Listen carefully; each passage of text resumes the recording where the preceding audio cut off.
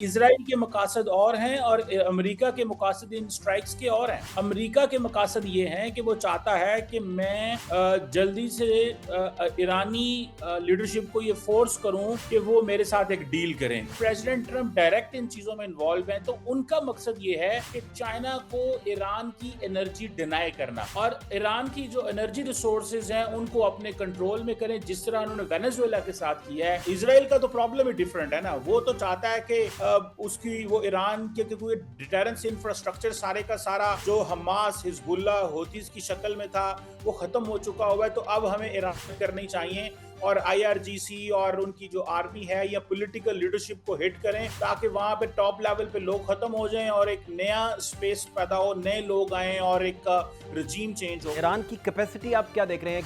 देखिए, ईरान की जो स्ट्रेंथ है वो उसके ड्रोन्स हैं, उसके मिसाइल कैपेबिलिटी है और उसके एयर डिफेंस सिस्टम कोई नहीं है। लेकिन ईरान को इस चीज का एडवांटेज है कि उनकी ज्योग्राफी बहुत बड़ी है और वो मुख्तलिफ जगहों से हिट कर सकते हैं, अरब वर्ल्ड के अंदर भी और इसराइल के अंदर भी। मतलब एक तो 30 मुकामात पर ईरान को हिट किया गया इसराइल की जानिब से, दूसरा इसराइल ने जब जवाबी हमले किए तो उसमें कुवैत भी शामिल है, कतर भी शामिल है, बहरीन भी शामिल है, अबू धाबी भी शामिल है, सऊदी अरेबिया भी शामिल है। तो ये इतना इंटरनेशनल प्रेशर जो है वो इसराइल और अमेरिका सह पाएंगे आपकी दानिश में, और ये बात इसी तरह कंटिन्यू रहेगी? क्योंकि ईरान तो बड़ा क्लियर है अपने मामले में। जी फासव, आपने अच्छा लफ्ज बोला कि इंटरनेशनल प्रेशर। देखिए, अगर तो ये होता सिर्फ इसराइल और अमेरिका की हद तक, जैसे कि लास्ट टाइम हमने देखा कि जून के अंदर पिछले साल जब जंग हुई तो वो एक और सिनेरियो था। अब सिचुएशन ये है कि आप देखें कि अगर अबू धाबी और कतर और सऊदी अरब और कुवैत और बहरीन के ऊपर अगर हमले हो रहे हैं और इमेजिन करें वहां पे कितनी दुनिया से लोग हैं, आप सिर्फ अबू धाबी इमेजिन कर लें या दुबई के अंदर जो लोग हैं, वहाँ कितने मल्टी कल्चरल किस्म की सोसाइटी हो चुकी है। तो ये ममालिक तो रेडी नहीं है इस तरह की सिचुएशन के लिए।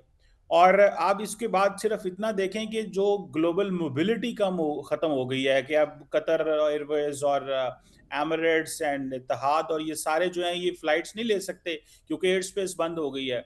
तो मुझे ये लग रहा है कि ये कुछ ज़्यादा अरसा नहीं चलेगा ये चीज़। और चीबा साहब, और बिजनेस क्लैप्स कर जाएगा इन मुल्कों में, वो लोग कैसे आएंगे जाएंगे इतना बड़ा, ट्रू। क्योंकि इंटरनेशनल सिटीज बन उनके, सियाहत उनकी तबाह हो जाएगी, बहुत लंबा चौड़ा। आप प्लीज बताइए। जी फासिब, सियाहत तो एक अपनी जगह, लेकिन आप इमेजिन करें जब हमने जाना होता है यूरोप और अमेरिका तो अमूमन हम मिडल ईस्ट से फ्लाइट्स लेके जाते हैं, जी, ट्रू। या ट्रू। इवन मलेशिया से भी लोगों ने यूरोप पहुंचना है तो वो पूरे का पूरा साउथ ईस्ट एशिया जो है वो निकलता है और मिडल ईस्ट जाता है, वहां से वो आगे पहुंचते हैं। ट्रू। तो मेरा ख्याल है कि ये सारे का सारा जो रूट्स हैं, जो सारी की सारी मोबिलिटी है, ये बंद हो गई है। और जो ट्रंप साहब इसमें नताइज हासिल करना चाहते हैं, वो कहते हैं जी हम ईरान की मिलिट्री कैपेबिलिटी खत्म करना चाहते हैं, मिसाइल कैपेबिलिटी खत्म करना चाहते हैं। देखिए, ये मकासद नहीं है। मुझे ऐसा लगता है फाद साहब सर। कि इसराइल के मकासद और हैं और अमेरिका के मकासद इन स्ट्राइक्स के और हैं। अमेरिका के मकासद ये हैं कि वो चाहता है कि मैं जल्दी से ईरानी लीडरशिप को ये फोर्स करूं कि वो मेरे साथ एक डील करें। ऑन द जो सामने आता है वो यही है जी कि अपनी स्टॉक पाइल्स जो है, एग्जिस्टिंग स्टॉक पाइल्स जो है यूरेनियम की, वो भी खत्म करें। लेकिन असल मकसद मेरा ख्याल है उनका एनर्जी है। अमेरिकन ये चाहते हैं, ट्रम्प एडमिनिस्ट्रेशन ये चाहती है, क्योंकि देखिए डील कौन कर रहा है? डील कर रहे हैं Steve Witkoff and Jared Kushner. ये दोनों प्रेसिडेंट ट्रम्प के बड़े ट्रस्टेड लोग हैं और स्टेट डिपार्टमेंट और वो लोग जरूर असिस्ट कर रहे होंगे, लेकिन उस तरह उनका किरदार नहीं नजर आ रहा क्योंकि व्हाइट हाउस डायरेक्ट है। तो इट मीन्स कि प्रेसिडेंट ट्रम्प डायरेक्ट इन चीजों में इन्वॉल्व हैं, तो उनका मकसद ये है कि चाइना को ईरान की एनर्जी डिनाई करना और ईरान की जो एनर्जी रिसोर्सेज हैं उनको अपने कंट्रोल में करें, जिस तरह उन्होंने वेनेजुएला के साथ किया है कि वहां पे उनको कहें कि हम वहां पे इन्वेस्टमेंट भी करेंगे। अमेरिकन कंपनीज को कहा जाके तुम इन्वेस्टमेंट करो, नया इंफ्रास्ट्रक्चर लगाओ, नई ड्रिलिंग करो, मैक्सिमम ड्रिलिंग करो और उस ऑयल रिजर्व जो हैं उनको वो कंट्रोल करना चाहते हैं। तो मेरा ख्याल है कि असल मकसद उनके लिए ये है। ईरान इसराइल का तो प्रॉब्लम ही डिफरेंट है ना, वो तो चाहता है कि उसकी वो ईरान के कोई डिटेरेंस इंफ्रास्ट्रक्चर सारे का सारा जो हमास हिजबुल्ला होतीज की शक्ल में था वो खत्म हो चुका हुआ है, तो अब हमें ईरान करनी चाहिए और आईआरजीसी और उनकी जो आर्मी है या पॉलिटिकल लीडरशिप को हिट करें ताकि वहां पे टॉप लेवल पे लोग खत्म हो जाएं और एक नया स्पेस पैदा हो, नए लोग आए और एक रजीम चेंज हो। मुझे लगता है कि दोनों के ऑब्जेक्टिव्स बिल्कुल डिफरेंट हैं। इसीलिए मेरा ख्याल है, एक खबर भी आई थी कि अमेरिका के जो सीनियर मिलिट्री लीडर्स हैं वो नहीं समझते कि अमेरिका को अटैक, लेकिन जितने बड़े पैमाने पे उन्होंने बिल्डअप कर लिया हुआ है मिडल ईस्ट के अंदर, आप गल्फ ऑफ ओमान में देखें, स्ट्रेट ऑफ हार्मोज में देखें, पर्शियन गल्फ के अंदर देखें, उनके डिस्ट्रॉयर्स मौजूद हैं, फिर उनके एयरक्राफ्ट कैरियर्स यहाँ पे मौजूद हैं। तो इतने बड़े पैमाने पे कई सौ जो कार्गो मिलिट्री एयरक्राफ्ट्स हैं वो लैंड किए हैं मिडल ईस्ट और यूरोप के अंदर, ताकि इस जंग को लंबा करने के लिए या इसको एक्सपैंड करने के लिए। मेरा ख्याल है कि ईरान की बड़ी वाइज मूव है कि उसने अमेरिकन मिलिट्री बेसिस जो मिडल ईस्ट पे हिट की हैं, ये फोर्स करेंगी अमेरिका को कि इस ऑपरेशन को जल्दी बंद किया जाए, बिकॉज ये ऐसे नहीं चल सकेगा।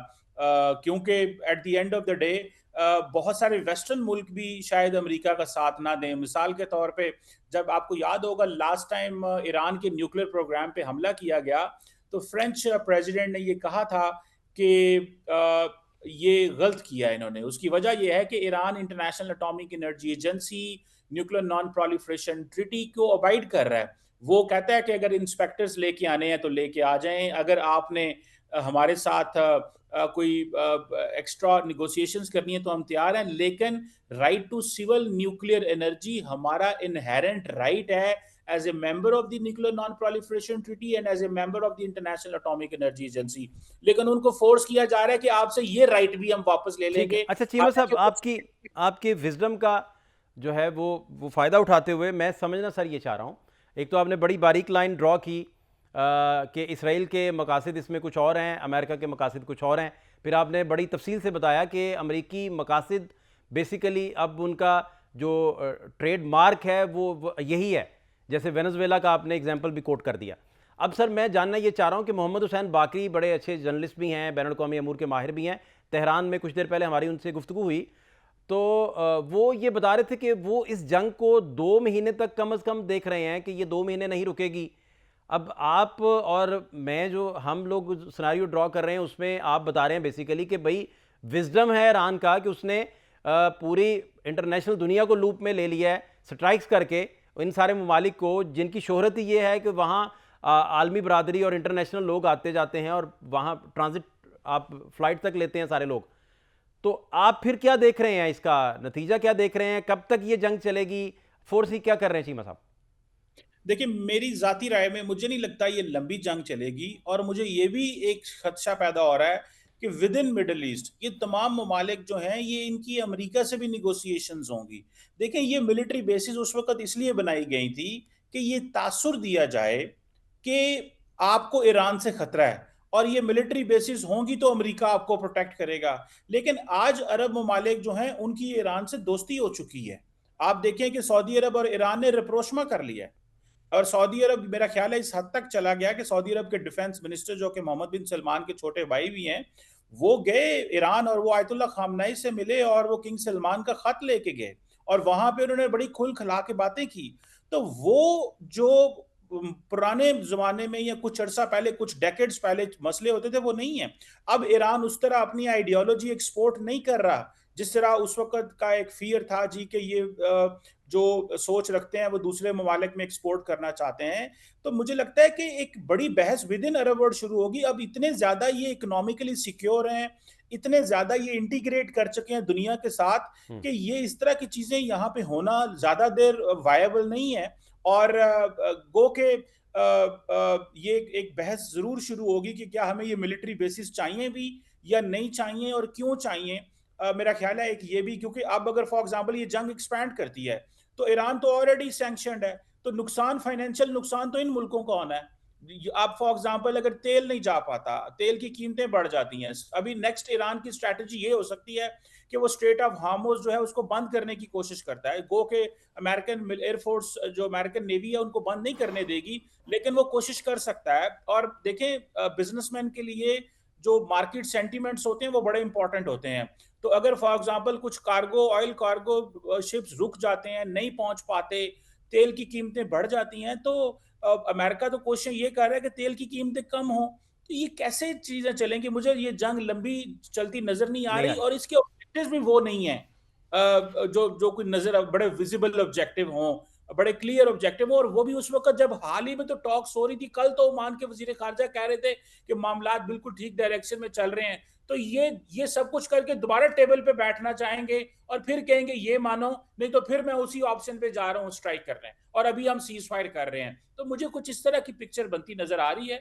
बाकी देखते हैं कि ईरान क्या कॉन्टिन्यूसली इन अरब ममालिक के अंदर मिलिट्री बेसिस पे हमले करता है, या उसका फोकस अमेरिकन जो एसेट्स अरेबियन सी में वो हैं, या वो इसराइल पे अपना फोकस रखता है। ये सारी चीजें भी देखनी है। और अभी तो ये भी नहीं पता चला फ्रैंकली कि ईरान का क्या नुकसान हुआ है। बहुत सारी इंफॉर्मेशन जो है वो नहीं आई। लास्ट टाइम जब इसराइल ने हमला किया था तो बहुत तेजी से पता चल गया था कि कौन कौन से लोग जो है ईरान के आखिरी अंदर बात चीमा साहब, आखिरी बात ये ईरान की कैपेसिटी आप क्या देख रहे हैं? क्योंकि तेहरान में जो जर्नलिस्ट हैं वहाँ जिनकी प्रेजेंस है, वो लोग कहते हैं कि 5,000 से भी ज़्यादा इनके पास बैलिस्टिक मिसाइल्स हैं और एक लंबी चौड़ी तादाद में ड्रोन्स इनके पास मौजूद हैं। वो कहते हैं ये 2 महीने बड़े आराम से इसी बेस पे, यही इनकी रीढ़ की हड्डी की मानिंद है, यही डिफेंस इनका, तो वो ये चला सकते हैं। आपके नज़दीक क्या स्ट्रेंथ है ईरान की?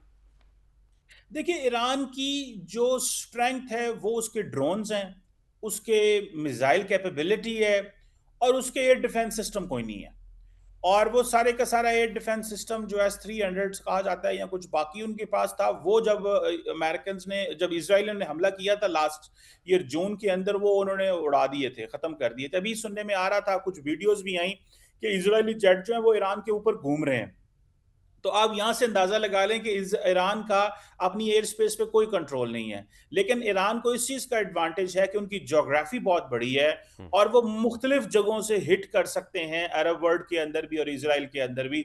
तो वो उनकी जो मिसाइल कैपेबिलिटी है, उनके जो ड्रोन्स हैं, वो उनकी कैपेबिलिटी जरूर है, मेरा ख्याल है उसके ऊपर वो है। और दूसरा, उनकी कैपेबिलिटी देखिए, उनकी पब्लिक भी है।